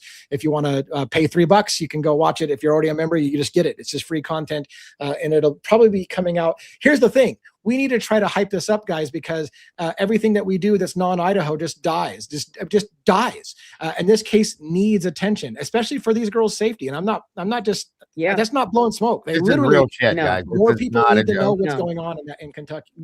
Just a little bit that I heard, guys. To this, I want to just real quick. I want to speak to this as a woman.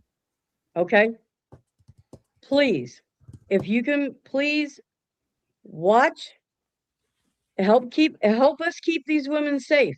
And I'm being totally serious. As someone who has been through a little bit herself, okay, I can speak to how important this is. So in the next few months here, it's this kind of coverage for these ladies, and indeed this issue is going to be extremely important. So please help support what we're doing so that we can help support what they are doing. Lee, drop Jody's link in the private chat so I can drop it in my chat as well, please.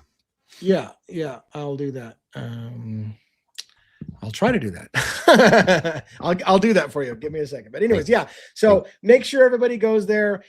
Try to get some attention and eyeballs on this because it's extremely important. There's big issues. And by the way, as an aside, that racket that's being run, that whole, we allege that it's a system designed to trap people into the system and give them no way out.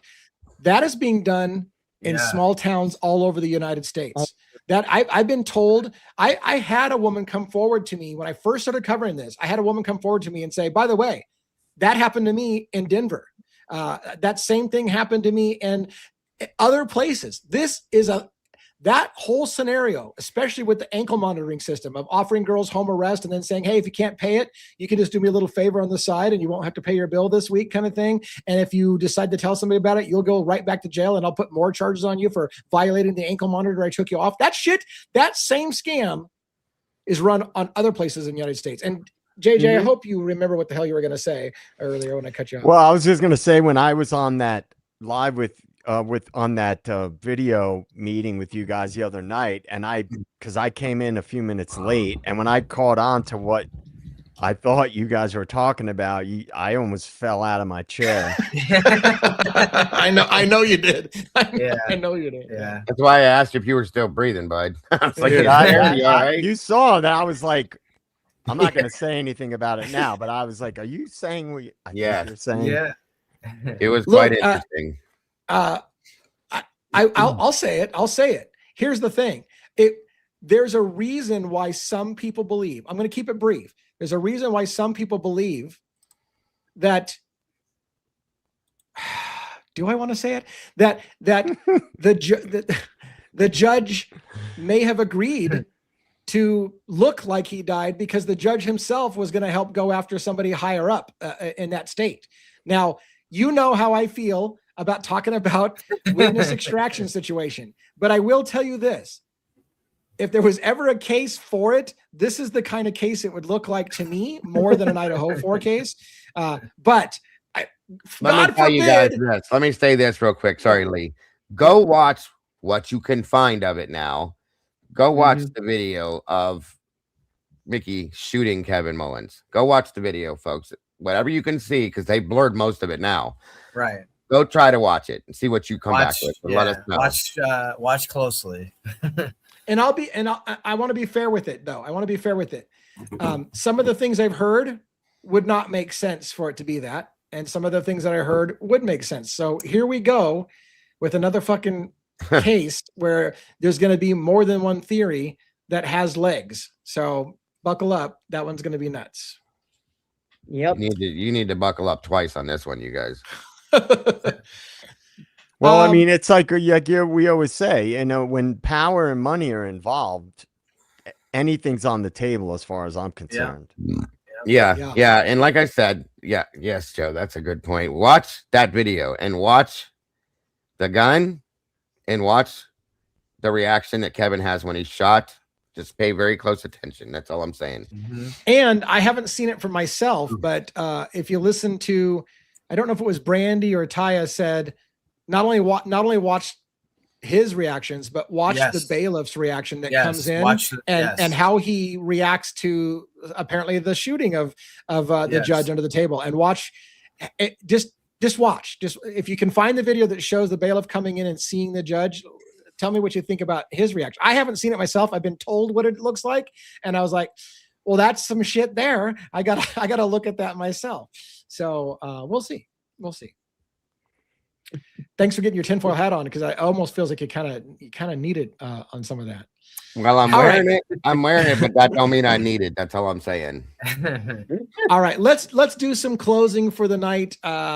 We talked a crap ton about Idaho 4 as usual. The Brent Kopacka, new kind of stuff. The timing advance records, new kind of stuff. And Idaho 4 now, again, the sealing more documents. We're going backwards. Let's unredact everything. Nope, let's re-redact everything. Let's reseal things. What the this case? You know what they're doing? What that reads to me like, Lee, by the way, not to interrupt again, I'm sorry. Oh, yeah. The that document, for me, from how I'm reading and understanding this, okay, is that they dropped those documents that were all screwed up, whoever screwed up and dropped them with everything exposed, and then they yanked them back real quick. Now, what this document reads to me now is that they're resealing everything, and then they're going to re-release the documents that they screwed up on. Yeah. What that's what, these are their mistakes. Makes no sense. And we didn't talk about it tonight. I feel bad. I'm going to try to spend a little bit of time. Again, the audience tends to check out when we talk about this, but Luigi Mangioni's case is at a pivotal moment where the state wants to go after Luigi Mangioni months before the federal government wants to go after Luigi Mangioni, so that Luigi Mangioni is supposed to fight 2 cases at the same exact fucking time, which it seems insane. What are we laughing at? Can I tell you something funny about the Luigi case? Yeah. Is there something funny about it? Yeah. There is. Last night at about 6:50 p.m., some dude with a pizza cutter and a barbecue fork tried to break Luigi out of jail. I heard that. I heard that he went in there saying that he had an order from the FBI to come release Luigi Mangione. They made it sound like in the article I saw that he almost got away with it. I fucking highly doubt he almost got away with it. A pizza cutter and a barbecue fork. He almost got away with it. Come on. He was gonna. Yeah. Luigi's got to get out with the pizza cutter. Like, well, they should have brought. I was gonna say they should have brought a fucking garlic press and a pair of spaghetti tongs. That would have worked better. Yeah. Yeah. So yeah, I did see that article, by the way. I did see it. I didn't feel it was worth. It might, because tomorrow is technically the day that I try to do Luigi content. So it might be worth it, but I don't want to do clickbaity bullshit. But I saw exactly what you saw, the guy that was posing. So maybe I'll make a comment on it. Maybe I'll make a small video. But it just I don't think they nearly got away with it. But we'll see. We'll see. Well, if they did, we need to look into the jail there. That's the problem. Yeah. Yeah. Several people told Joe and I when we were down in the Boise area going to CUNA that we should have posed as federal agents saying that we were here to visit Koberger and that we're with the FBI and see if we can get into the front door. I said, I'm not actually a fan of getting arrested for impersonating the FBI, so probably not a good idea. But you should have done it. You should have done it. I'm like, no. That's a serious. I mean, to try to pose. They'll all tell you, we'll bail you out. Don't worry about it. I think the problem is not having that on your record to begin with, folks. Right. All right. Well, let's go around the horn. Dago, JJ, 1-1, Robin, and I'll close. So, Dago, do you have any closing thoughts for the evening? First off, again, always a great conversation. Always great company. And all of you guys are absolutely amazing. As always, thank you to everyone that shows up, that supports us all. And we appreciate being able to sit here and have these conversations in front of and with you guys, 100%. Thank you to Lee, Robin, JJ, and 1-1 for having me here. As always appreciated. I definitely feel part of the family at this point, and it's an amazing feeling, guys. I love it. So always looking forward to the next show. As soon as I start the current show, I'm always looking forward to the next one, guys. So I hope you guys are as well. And again, keep your antennae up and moving around on this Letcher County thing, guys, because I'm telling you, if you want to miss out on this, then you're losing your mind. If you like true crime, you don't want to miss any of this. This is insane. It's one of the most insane things I've ever seen and heard in my life. I'm telling you. So pay attention. Right. And we are going after, I've been filing public records requests in the Letcher County case. I've been downloading and paying for documents off the Pacer site related to the case. I'm going to be sharing all that information with Dago. Dago and I are we've agreed that we're going to work this case together because we both agree that case is a monster. And so we're going to be working together. So you're going to expect to see probably a lot from him on his show about it and a lot from me on my show. And then you're going to see the two of us talk about it. So it's a thing. JJ, what do you got? Well, thank you again, everybody. I love you guys. And I appreciate everybody in the den and the meatballs and the mods. And two things I wanted to say. I'd like to get people's feedback on that Corner Club video and what I was talking about earlier. And then also last night I started watching that series. It's either on Amazon or Paramount Plus. It's called The Last 24 Hours. Yes. Where it's like these famous kind of high profile people that died. It's basically leading up to the last 24 hours of their life. It kind of goes through that. It's pretty interesting. Yeah. I started watching the River Phoenix one last night because I was a big fan of River Phoenix. And it's very it's interesting because you're getting some of the background information that's just interesting. Like I didn't know that Flea was good friends with River Phoenix. I didn't know that until years and years later. But they do, like, it's like a dramatization, basically, they do. But that seems pretty interesting. I think true crime fans would enjoy that. And otherwise, we'll just get back at it. I'll be here tomorrow. I look forward to it. And we're going back some decades. We got Kurt Cobain, we've got Flea, Red Hot Chili Peppers, and River Phoenix, and we're going back in time with some of these cases. It's old school shit, man. You're the best shit ever and the best time ever. I'm telling you, for real. Yeah, What do you? Yeah, that's true. I don't know if you knew that, JJ, but Flea rode in the ambulance to the hospital with River. Like, I didn't know that until years later. Yeah, pretty wild, isn't it? That is crazy. All right, one. Great discussion. Thanks everyone coming out. Meatballs, Denizens, Dago, JJ, Robin, Lee. Thank you for staying up on the Kopaka stuff today and that breakdown for Kopaka. That was great. Yeah. Awesome. So I saw earlier in the chat, I know someone said like, oh, you know, Pav put this out. Yeah. If someone puts something out and we think it's relevant and it's good info, we're gonna talk about it, and give credit to that person that put it out, you know, that first, you know, pulled on that thread. So keep pulling away, keep keeping you know, open mind, and you know, it seems like every day something else comes out. You know, we're getting, you know, it was just a few days ago we get this info. Oh, you know, we know that 2 people were a target, and we got the info there. The info, a lot of the info is there in the documents. We'll just keep pushing. I do. It does feel like something is going to break in this. You know, maybe not tomorrow, maybe, you know, maybe not this weekend, but we're getting there. You know, we got Howard Bloom, right? He you know, he hasn't said anything about Kopaka, but he has said he believes that they're, you know, he's a somebody else did it. He's a so-called kind of mainstream kind of person, right? With his book, and he's putting it out there that there's a, you know, if BK did this, he didn't do it alone. So keep your eyes open. Bloom almost said Kopaka didn't even do it. He just helped out because he had forensics knowledge. It was almost like went from not only to BK have help, but maybe he didn't do it and he just helped out because he had book smarts. Right. He did. Yeah, he did say that. So it's amazing for a guy that wrote a book on it. Here's how he did it, and here's what he was thinking when he did it. And then other than that, I listened to another case on Framed. You know, we brought it up and we bring it up almost daily. You want, you know, it's kind of sad to listen to. Book. It is. Yes. It really is sad. Every story, and there's a lot more. I mean, these are 10 cases that they put in there. I hope that they come out with another book, you know, more of these cases, you know, so.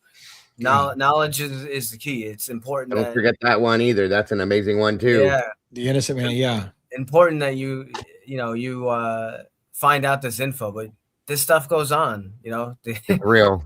This stuff is real. That's going on, and hopefully we can make some kind of change and make people aware of this stuff. So, absolutely. All right, Robin and your cat. What's the cat's name again? Oh, you're muted. You're muted. That's Coda. Coda. Coda kitty. Yep, Coda the kitty. And to your point, Woman, you're absolutely right. This stuff does go on. This is very important. And I just want to thank Jody from the Defense Rest for reaching out to us to kind of partner with her and bringing Kaya and Brandy's stories further into the light. And, you know, if you are out there and you are not alone, if you want to talk to someone you feel is trustworthy, we will listen to you with compassion. We will listen to you with respect and give you the space should you want it to tell your story. And we want to be not just a true crime channel, but we truly do want to be that one half of our name, advocates for truth and for justice. So please, if you need someone, you can always talk to us. So do not hesitate to reach out. We have a myriad ways of doing that through our Discord, through email. There's always ways to reach us. So don't hesitate. Absolutely. And I want to say as a final goodbye on this side, thank you all for the number of people who did stay with us to the end. I know that when, we were clearly in a long wrap up mode. Everybody's just saying their goodbyes. It could give you like, hey, I'm going to go check somebody else out real quick. See you later. Bye. And yet hundreds of people have stayed to listen to us say goodnight. And that means a ton for us. We survive on watch time hours. We survive on you sticking with us. So the longer you stick with us, the more likely that we can keep bringing you this content. So I realize it's not the most exciting part saying goodbyes, but it means so much to us when so many of you hang on to stay there all the way through and give us that watch time. It helps everything for both Dago's channel and my channel and any other channel that comes on that wants to support us. Those all mean very, very much. Thank you, everyone. We will do it again tomorrow night, 6 p.m. Pacific Standard Time. Make sure you check out this morning's video on the Mickey Steins case with the defense rests. If you haven't seen it, that's for free and available for the public right now. And a pre-look ahead to the interview we did with Taya and Brandy and the defense rest Jody is going to be available in about an hour or two. It'll be it's available right now. It's available. I forgot. It's available right now for members only. So you can, I forgot. I already did it before. I see my days all blend together. Everything just fucking blends together. Anyways, I already uploaded it. It's already there for members only. So thank you, everybody. Have a great night. Panelists, thank you so much for coming. We'll see you again, hopefully tomorrow night. I know not everybody can make it every night, but I'm looking forward to being with you guys again. It's like a family. So thank you.